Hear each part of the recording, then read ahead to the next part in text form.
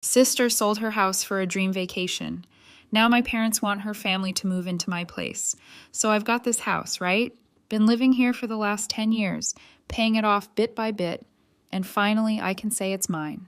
It's nothing fancy, just a modest 3-bedroom place. But man, it's mine. You know that feeling when you've worked your butt off for something, and you can finally just sit there and think, yeah, I did that. That's where I'm at. I don't have any fancy decor or big backyard, but it's a good spot. Comfortable, quiet, and most importantly, it's my space. It's where I can just chill without any stress. Then there's my sister Jenny. She's 29, married to this guy, Alex, who's 31. They're what you'd call the free spirit types. You know the kind. The ones who are always talking about how everyone else is wasting their life in the grind, working boring 9-to-5s while they live their best life or whatever. They've always been like that ever since they got together, always planning some big, dramatic escape from the rat race. Honestly, I didn't think they'd ever actually do it. I mean, everyone has these dreams of quitting their job and traveling the world, right? It's like a phase you grow out of when you realize bills exist. But not Jenny and Alex. Oh no. They're the kind of people who actually went through with it. They sold their house, their actual home, where their 2 kids, Emma and Lucas, have lived their entire lives, and decided they were going to travel the world for a year. Yeah, you heard that right. They sold everything for a dream vacation, thinking the market was booming, and they'd made bank off the sale. They figured they'd use the money to live off, work odd jobs here and there, and stretch it out for a whole year, just going from place to place. So I'm watching this all unfold from my little house, and I'm thinking, okay, cool for them. But also, this is a bad idea. They've got 2 kids to take care of. Emma's 7 and Lucas is 5. And traveling with kids isn't like backpacking through Europe on a whim. There's planning involved. But they just waved it all off, saying they'd figure it out along the way. And I'm like, all right, whatever, it's your life. Fast forward a couple of months, and I'm chilling in my house, probably watching TV or something, when I get a call from Jenny. Now, I haven't heard much from her since they left, just the occasional Instagram post about how amazing life is, and some pictures of them eating weird food in random places. So I figure this call is going to be one of those, like she's going to brag about how awesome everything is. But the second I pick up, I can tell something's off. Jenny sounds stressed, really stressed, and she starts talking about how things didn't go as planned. Apparently, they blew through their money way faster than they expected. Like within 2 months, they were pretty much broke. Turns out traveling the world is expensive. Who knew, right? They stayed in nice places, ate out at restaurants, and just lived it up like they had endless cash. But when you're not working and still spending, that money doesn't last long, especially with 2 kids. Hostels and cheap Airbnbs are all fun and games, until you've got 2 tired, hungry kids who need a stable place to crash every night. Now they're stuck. They can't keep traveling because they've got no funds. But they also don't want to settle down and buy another house yet. So guess what? They ask if they can move in with me. Yep, Jenny, Alex, and their 2 kids, all in my 3-bedroom house. For, get this, 10 months. And here's the kicker. They want to stay rent-free. They didn't even offer to contribute, just a straight-up, hey, can we live with you for almost a year while we figure things out? I've got to admit, I didn't know how to respond at first. I mean, it's my sister, and yeah, I care about her, but this is my house, my space. I didn't work my butt off for 10 years just to let 4 extra people come in and take over the place. Plus, I've got a routine, you know. I like my peace and quiet. I can't even imagine what my house would be like with 2 little kids running around, not to mention the mess. So I tell her, look, Jenny, I love you guys, but this just isn't going to work. The house is too small, and I don't want that kind of disruption. I even offered to help them find an affordable rental nearby or pitch in some cash for a couple of months to help them get back on their feet. But no, that wasn't enough. Jenny gets pissed, like immediately. She starts calling me selfish, saying I don't care about family and that I'm jealous of their adventurous lifestyle. Jealous? Really? Now I'm starting to get mad too. It's not about jealousy or not caring about family. It's about boundaries. I don't owe them a place to live just because they made some dumb decisions and didn't think things through. I get that life doesn't always go as planned, but they sold their house without having a backup plan. And now they want to dump the consequences on me. And here's where it gets even better. After Jenny blows up at me, she gets our parents involved. Now, my parents live in a tiny apartment, so they can't take in Jenny's family. But instead of understanding my side, they start pushing me to let them move in. My mom starts going on about how family helps family, and that I should be more understanding of Jenny and Alex's situation. She tells me I don't understand the value of experiences, and that I should be supportive. Supportive. I offered them support. I offered to help them find a rental or cover part of their expenses for a couple of months. But that's not enough. They want the whole package, free rent, my house, and my space for almost a year. And the worst part is they're not even planning to settle down. They're still talking about taking occasional trips if they find cheap deals. So basically, they want to live in my house rent-free while still being free-spirited travelers whenever they feel like it. How does that make any sense? So now I'm sitting here trying to figure out how to deal with the fallout. Jenny's not talking to me. My parents are mad at me. And even some of our mutual friends are saying I'm being too harsh. But I don't think I'm in the wrong here. It's not like I'm kicking them when they're down. I offered to help in other ways.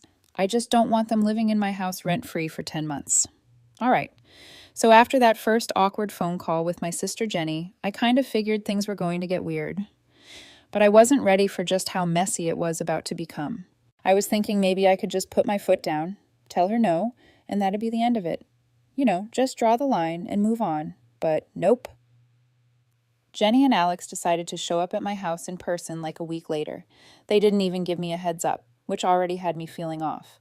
So I'm just doing my usual thing on a Saturday morning, enjoying the quiet, when the doorbell rings. I open it, and there's Jenny standing there with Alex and the kids. They've got this big, hopeful look on their faces like I'm about to save the day or something. Meanwhile, I'm just thinking, oh man, here we go. I mean, I knew what they were going to ask, but I didn't expect it to be like this. Them just rolling up like it's a done deal.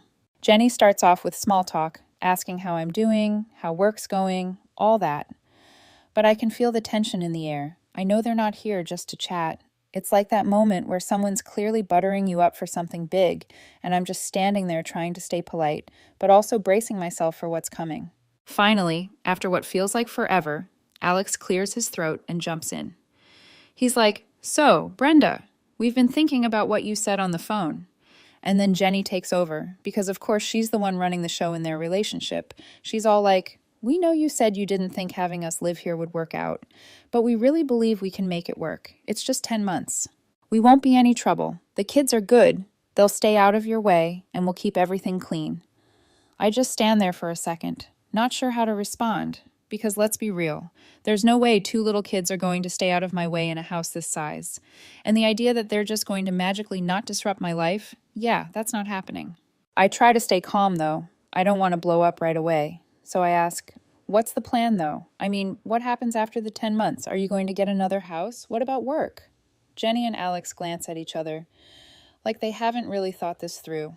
Then Jenny goes, "We're still figuring that part out. We might go back to traveling if things work out. We've been checking for cheap flight deals, and there's a chance we could get back on the road by the end of the year. We just need a place to regroup, somewhere to stay while we figure out our next move." I couldn't believe what I was hearing. So not only do they want to crash at my place for 10 months, but they're also still talking about taking more trips. Like, really? You're broke. You've got 2 kids, and your big plan is to keep living this fantasy life where you're just floating around from place to place. I didn't even know what to say. I mean, where's the logic in that? So I try to be as polite as possible, and I tell them, "Look, I understand you guys are in a tough spot, but I'm really not comfortable with this. It's not about not wanting to help you out. It's just that my house isn't set up for that. I've got my own routine, and honestly, I don't think having you all here for 10 months would work for anyone. The house is too small, and, there's just not enough space." That's when Jenny's face changes. She goes from hopeful to pissed in about 2 seconds flat. "Are you serious?" she says, crossing her arms. "We're family, Brenda. Family helps each other out. You've got all this space, and it's just you living here. What's the big deal?" Now I'm starting to get frustrated. I mean, I get it. They're stressed. But this whole thing is starting to feel like they think they're entitled to my space just because we share the same blood. I try to stay calm and explain, "It's not just about space, Jenny. It's about my life, too. I've worked really hard to get this house, and I need my own peace and quiet. I'm happy to help you in other ways, but having you all live here for almost a year, I just don't see that working. Alex finally jumps in, probably sensing that things are getting heated.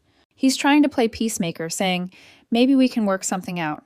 What if we helped around the house? We could do chores, cook meals, whatever you need, and we'll be out during the day. You won't even notice we're here.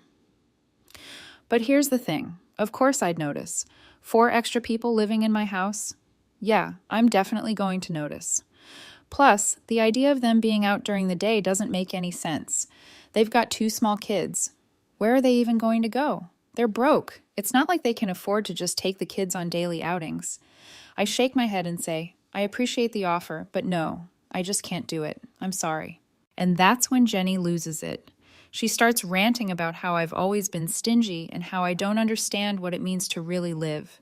She says I've never taken any risks, that I'm just a boring woman with a boring life, and that I'm probably jealous of their adventurous lifestyle. Yeah, she went there. Now I'm pissed. But I try not to let it show. I just say, Jenny, this isn't about me being jealous or anything like that. It's about boundaries. You guys made your choice to sell your house and live this lifestyle. That's fine. But now you're asking me to take responsibility for it, and that's not fair. She's not having it. We wouldn't be asking if we had any other option. You think we want to be here begging for help? No, but this is what family does, Brenda. They help each other out when things get tough. I thought you, of all people, would get that. At this point, Alex just looks uncomfortable. He's not saying much anymore, just staring at the floor while Jenny continues to rant about how I'm selfish and heartless. She's talking about how they're inspired by their travels and how they don't want to settle for the typical suburban life. And all I can think is, yeah, but you need money for all of that, don't you? Finally, I just say, look, I'm sorry, but my answer is still no. I can't have you guys living here. It's just not going to work. They storm out after that. Jenny muttering something about how they'll figure it out without my help. And honestly, I'm relieved. I didn't want to keep arguing, but I can already tell this isn't the end of it. And yeah, it wasn't, because after they left, things escalated way more than I expected. Update 1. So, after Jenny and Alex stormed out of my place, I thought that was the end of it. You know, like maybe they'd cool off, come to their senses, and realize that they're the ones who screwed up. But man, was I wrong. A couple of days later, the real fallout began. I'm sitting at home enjoying my usual routine when I get a call from my mom. Now, normally when my mom calls, it's just to check in or ask me if I've been eating enough vegetables. Seriously. But I could tell right away that this call wasn't going to be one of those. She starts off with, Brenda, I need to talk to you about Jenny. And that's when I know I'm in for a ride. Apparently, Jenny went straight to our parents after leaving my house. She gave them her whole sob story about how I refused to help them when they were down and out. And of course, she framed it in a way that made me look like the bad guy. My mom's voice is all disappointed, like I kicked a puppy or something, and she goes, I don't understand why you wouldn't help your sister, Brenda. They're in a tough spot, and family's supposed to help each other. I try to keep calm, but inside I'm already annoyed. I explain to her what really happened, how I offered to help them find a rental, even give them some money to get back on their feet, but they just wanted to move in with me for 10 months rent-free. I tell her how their whole plan was ridiculous, how they blew all their money without thinking things through, and now they expect me to bail them out. But my mom, of course, doesn't see it that way. They made a mistake, Brenda, but they're still family. You have the space. It wouldn't be forever, just long enough for them to figure things out. Here's the thing, though. My mom's got this way of guilting you without even meaning to. She's not mean or anything, but she's always dropping these little comments that make you feel like you're failing at being a good daughter or sister. It's exhausting. But this time, I wasn't having it. I told her straight up, Mom, I'm not doing it. I love Jenny, but she and Alex need to take responsibility for their choices. It's not my job to let them crash at my place because they didn't plan. She doesn't like that answer, but she lets it go for now. I think we're done with the conversation, but oh no, it's just getting started because the next day my dad calls. Now, my dad's a different story. He's not the guilt trip type. He's more the tough love type, which means when he's mad, you hear about it. He gets straight to the point, no sugarcoating. Brenda, he says, I hear you've been giving your sister a hard time. I try to explain myself again, but he cuts me off, going on about how I'm being selfish and how I've always been the one who has it easy. Yeah, right. Like working my butt off for 10 years to pay off this house is easy.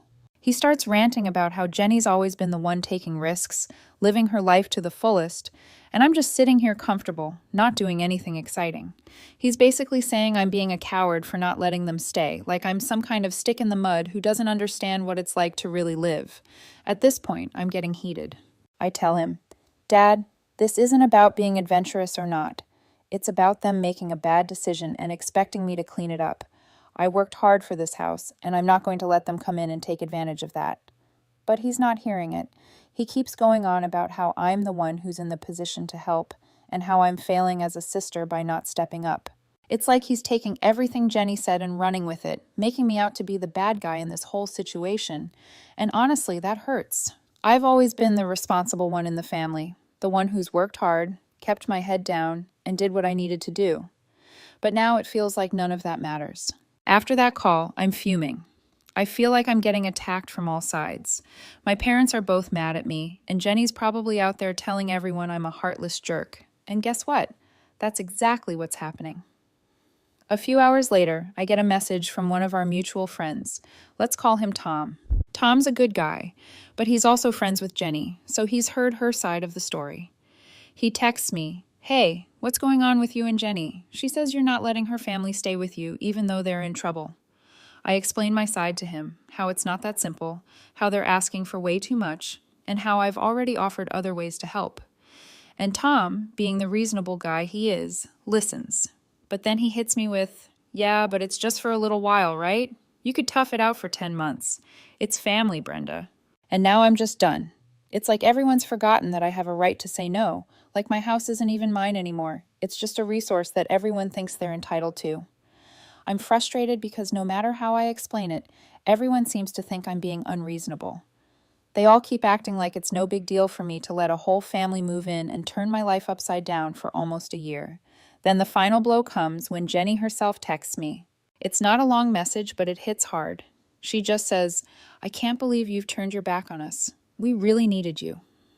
Now I'm sitting there, staring at my phone, feeling torn. Part of me feels guilty, like maybe I should have just given in to avoid all this drama. But another part of me is still standing firm. I know I'm not in the wrong here. It's not my fault they made bad choices, and it's not fair for them to dump their problems on me just because I have a house. Update 2. All right, so after all the phone calls and texts, I'm thinking maybe things will just blow over if I ignore it for a bit. Maybe Jenny and my parents will calm down, realize I'm not the bad guy here, and we can all move on. But no, things didn't settle down. They escalated big time. It starts with my mom. She's still trying to play the mediator, calling me every couple of days, always saying, "Brenda, you've got to help your sister. You don't know what it's like to be in her shoes. She's struggling. She's got kids." It's the same thing over and over, and every time I have to remind her that it's not about me not wanting to help, it's about how much they're asking. It's not like they're in danger of being homeless on the street. I offered help in other ways, but apparently nothing I say seems to get through. Then one evening, I get a knock on my door. It's Jenny and Alex.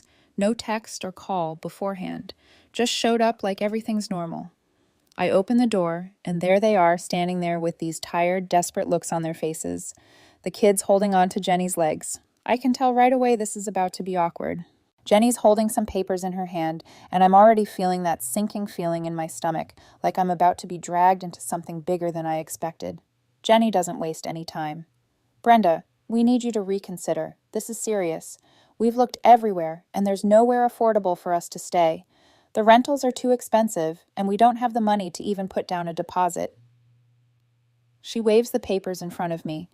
They're printouts of apartment listings, most of them crossed out with red ink. I glance at them for a second, but I'm already thinking about how I'm going to respond. I'm not in the mood to argue, but it's clear they're not taking no for an answer. Before I can say anything, Alex speaks up, and this time he's not the calm, quiet guy from before. He's frustrated, almost angry. "We've tried everything, Brenda. We're out of options. You've got this house all to yourself, and you're just sitting on it while we're struggling. You really can't let us stay for a little while?" Now I'm getting irritated. I've already had this conversation a dozen times, and every time I say no, they just keep pushing. So I say, "I've told you guys before, I'm not comfortable with having 4 extra people in my house for nearly a year. I offered to help you find something else. I even offered money, but you're not listening. I can't let you move in. That's final. But Jenny, she's not backing down this time. She steps closer, and now her voice is shaking like she's on the verge of tears. Brenda, we have nowhere else to go. The kids are exhausted. We're exhausted. We're not asking for much, just a roof over our heads for a little while. We'll pay you back when we get back on our feet. Please, you're our last hope. I look at the kids, Emma and Lucas, and they're just standing there looking confused. They probably don't understand what's going on, and honestly, that makes me feel like crap. It's not their fault their parents made bad choices, but I can't let that guilt trip me into making a decision I'm going to regret.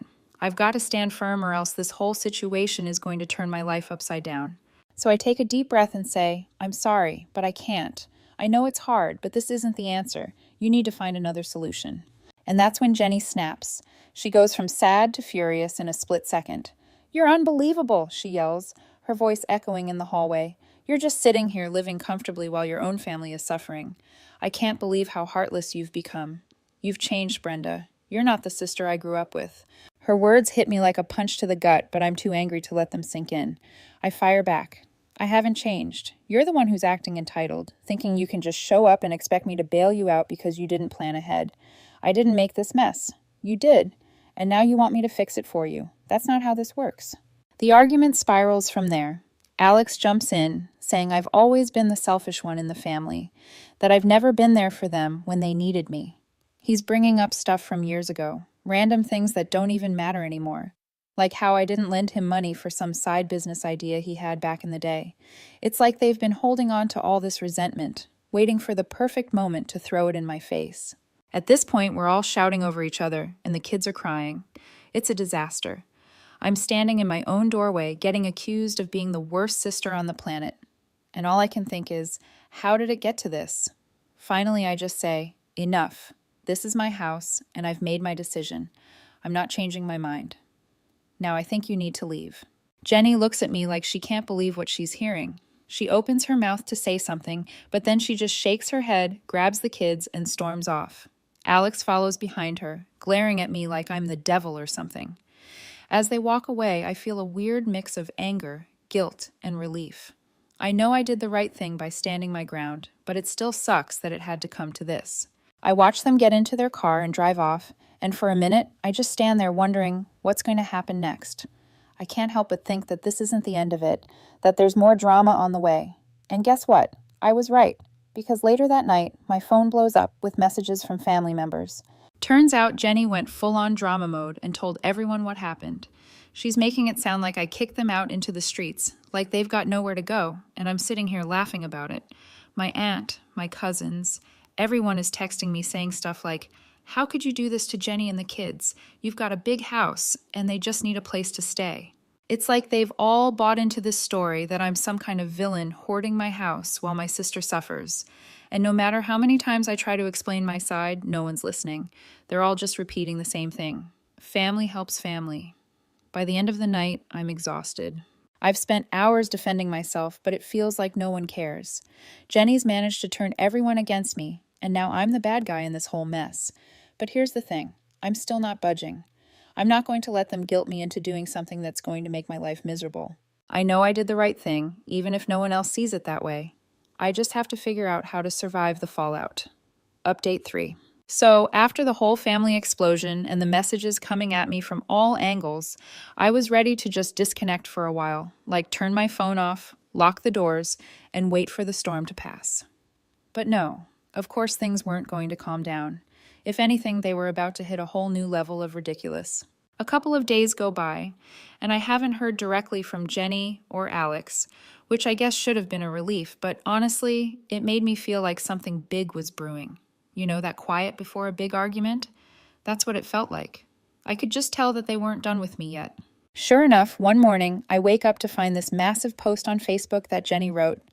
And of course, it's public, so everyone and their dog can see it. She's going off about how some people in the family, obviously me, have abandoned her in her time of need, how she and her kids are basically one step away from being homeless, and how all they wanted was a little support from someone who's in a position of privilege. The post is full of dramatic language. talking about how certain family members are selfish and don't understand the importance of helping each other out when things get tough. And yeah, the comment section, it's a total mess. People are jumping in, saying how heartless it is to turn away family, how they can't believe someone would do that to their own sister. I'm reading all this and just feeling my blood boil because these people don't even know half the story. They're just eating up whatever Jenny is feeding them. And suddenly, I'm public enemy number one. What's worse is that a bunch of our extended family is in the comments too. My aunt, who I haven't spoken to in years, is chiming in with, "I always knew Brenda was selfish, like this is some known fact about me." My cousins are sharing the post, and suddenly I'm getting notifications left and right about how I need to step up and do the right thing. At this point, I'm fuming. I try to calm down and think rationally, but the more I scroll through the comments, the angrier I get. It's like no matter how much I've explained my side to people, Jenny's managed to twist the story so that I look like the villain.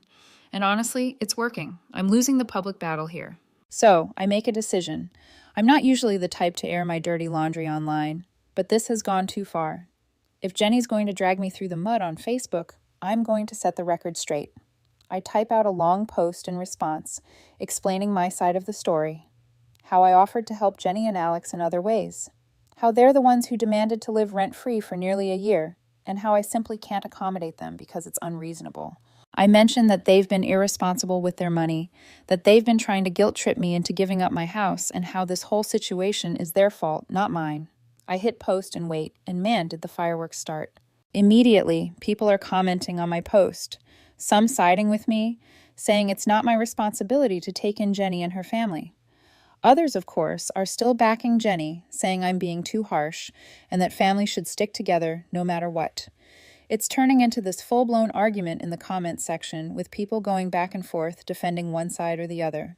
Jenny, of course, sees my post and flips out. She starts messaging me directly, calling me every name in the book. Selfish, heartless, arrogant. She says I'm destroying the family, and that she can't believe I would embarrass her like this in front of everyone. The irony of her saying that after she dragged me publicly first is just too much. I try to keep my cool and respond calmly. I tell her that she left me no choice, that I had to defend myself after she blasted me on Facebook, but she's not hearing any of it. She's too wrapped up in her own narrative, convinced that she's the victim here. Eventually, she blocks me on Facebook like we're teenagers or something, which is honestly fine by me. Less drama I have to deal with. But just when I think things might finally start to die down, I get a call from my dad. Here we go again, right? He's not yelling this time, but his voice is low and serious, which is worse in a way. He's disappointed. He says he saw the whole thing on Facebook, and he's upset that I took it public. He's mad that I didn't just handle it privately, and that now the whole family is divided. I can tell he's blaming me for making the situation worse, but I try to explain that I was backed into a corner, that Jenny started this whole thing by attacking me first. But no matter what I say, he's not happy. He starts talking about how I need to make things right, how family is the most important thing, and how it's not too late to offer Jenny and Alex a place to stay. He says, if you do that, maybe things can go back to normal. And here's where I finally snap. I tell him, Dad, I'm not doing it. I'm not going to let them live with me, and I'm done apologizing for it. I've done nothing wrong. They made their choices, and now they have to deal with the consequences. I'm not their safety net, and it's not my job to fix their problems. He goes quiet for a moment, and I can tell he's shocked. I don't usually stand up to him like this, but I'm done. I'm not going to let them guilt me into doing something I don't want to do, just to keep the peace. Finally, he sighs and says, I hope you know what you're doing, Brenda. Then he hangs up. After that, things go quiet. Jenny's still blocked me on social media, and my parents aren't really talking to me either. It feels like the whole family is in this weird, tense standoff, waiting for someone to make the next move. But here's the thing, I'm not making the next move. I've done my part. I've stood my ground, and I'm not backing down. It sucks that things had to turn out this way. I never wanted to fight with my family, but at the same time, I know I did the right thing. I set a boundary and I stuck to it, even when it felt like the whole world was against me. And yeah, maybe the family dynamic is messed up now, and maybe things won't go back to the way they were, but honestly, I'm okay with that, because at least I know I'm living on my own terms in my own house without anyone trying to guilt me into giving that up. And that, for me, is worth all the drama in the world. After update 3, I thought maybe that would finally be the end of it. Jenny had blocked me. My parents were giving me the cold shoulder, and the rest of the family had chosen their sides. I figured the dust would settle eventually, and we'd just drift into some awkward silence until everyone moved on. But no, Jenny wasn't done. A week later, I get this letter in the mail. Not an email, not a text, a full, handwritten letter. At first I thought it was some kind of olive branch, maybe an apology. But nope. It was 3 pages of her pouring her heart out about how I'd betrayed her, how I'd abandoned her kids, and how I clearly didn't value family the way she did. She wrote about how Emma had cried herself to sleep because Aunt Brenda doesn't love us enough to let us stay. That one stung. Dragging the kids into this, that was low. She also went on about how I'd chosen money and comfort over love and loyalty, and how one day I'd regret not stepping up when they needed me most.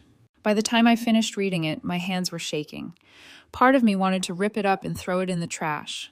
Another part of me wanted to write back and tear her arguments apart line by line.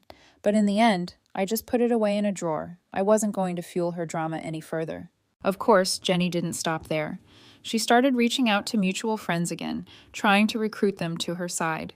I got texts from people I hadn't spoken to in years, all suddenly concerned and wanting to know why I couldn't find it in my heart to help my own sister. It was exhausting. Then came the kicker. My parents invited me over for dinner. I almost didn't go, because I knew exactly what it was about, but some part of me thought maybe they were finally ready to talk it out calmly. Yeah, I was wrong. The second I sat down, my mom launched into it. Brenda, you've always been independent, and we're proud of you for that.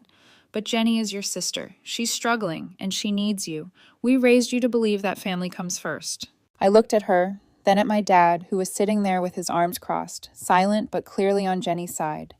I took a deep breath and said, I've told you both already. I'm not letting them move in. I've offered help in other ways, but I won't sacrifice my peace in my home for a year because they decided to chase a fantasy. My dad finally spoke up. You sound cold, Brenda.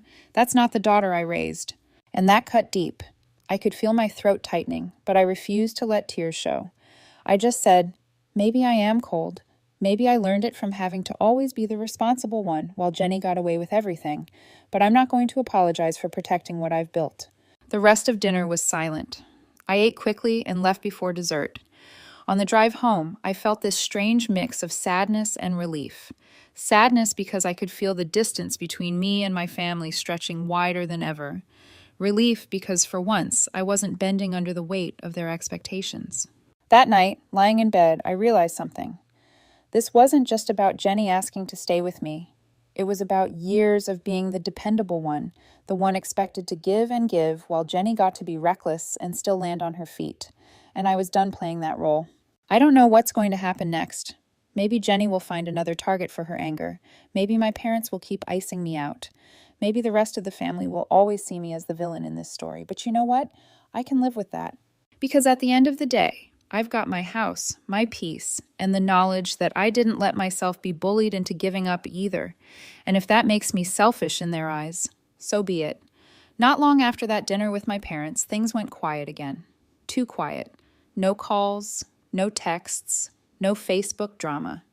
At first, I thought maybe they'd finally realized I wasn't going to cave and decided to back off. But with Jenny, silence never means peace. It means she's plotting her next move. Sure enough, a couple of weeks later, I hear from a coworker that Jenny and Alex have been telling people I kicked them out onto the streets. Word had spread through our extended circle, even reaching people I barely talk to anymore. Suddenly, I'm getting side eyes at work events, and old acquaintances are sending me those passive-aggressive, hope you're okay messages that really mean I heard you're a monster. I wanted to scream. I wanted to blast out another public post clearing the air, but I didn't, because I realized something. Every time I defended myself, Jenny just twisted it into more fuel for her victim narrative. It was a game I couldn't win. Then, one afternoon, out of the blue, Alex shows up at my door. Alone. He looks worn out. Dark circles under his eyes, hair unkempt, shoulders slumped. For a moment, I almost didn't recognize him. Can we talk? He asked. I hesitated, but let him in. He sat on the edge of my couch, like a man carrying the weight of the world. For the first time, he didn't look like Jenny's partner in crime. He looked like someone who'd been dragged along for the ride and finally hit a breaking point. Look, he started, rubbing his temples. I know things got out of hand. Jenny, she doesn't handle stress well, and I should have stepped in before it got this bad. He sighed. We're staying at a friend's place right now, but it's not working. The kids are miserable. We can't keep bouncing around. I listened, waiting for the ask, and here it came. I'm not here to fight. I want to know if you'd be willing to loan us some money. Not a handout, a loan. Enough to get us into a rental until I can find steady work. I'll admit, that threw me off. For once, it wasn't a demand to take over my house. It wasn't rent-free living. It was him admitting responsibility. Part of me softened. But I've learned the hard way that good intentions don't always hold. So I told him, I'll think about it. But if I do this, it's a one-time thing, no second chances, and you and Jenny have to sign something, an agreement. Because I'm not going to be left hanging if you decide to chase another adventure. Alex nodded, almost relieved. That's fair, honestly, more than fair. The next day, though, Jenny found out about our conversation, and predictably, she blew up my phone, not to thank me, not to acknowledge the lifeline. No, she accused me of trying to control them with paperwork, of turning family into a business transaction. That was the moment I knew nothing would ever change with her. I could hand her the world, and she'd still find a way to make me the villain. So I didn't give them the loan. I sent Alex a polite message saying I'd thought about it, but I wasn't comfortable moving forward. He didn't argue. He just wrote back, I understand. Thanks anyway. And that was that. From what I've heard since, Jenny and Alex ended up moving into a small apartment in a less than ideal part of town. Not glamorous, not adventurous, but it was theirs. And honestly, that's exactly what they needed, a dose of reality. As for me, things are still tense with my parents. They've cooled down a little, but I can feel the disappointment whenever we talk, like I've failed some unspoken family test, but I don't regret it. Because here's the truth. I've spent too many years putting everyone else's needs before mine, always being the reliable one, the safe one, the backup plan. And when I finally said no, the world didn't end. Jenny didn't implode. She figured something out, even if it wasn't pretty. And me? I still have my house, my peace, my boundaries. And maybe, just maybe, that's the only lesson Jenny will ever learn from me. That sometimes you can't just bank on family to save you from your own choices.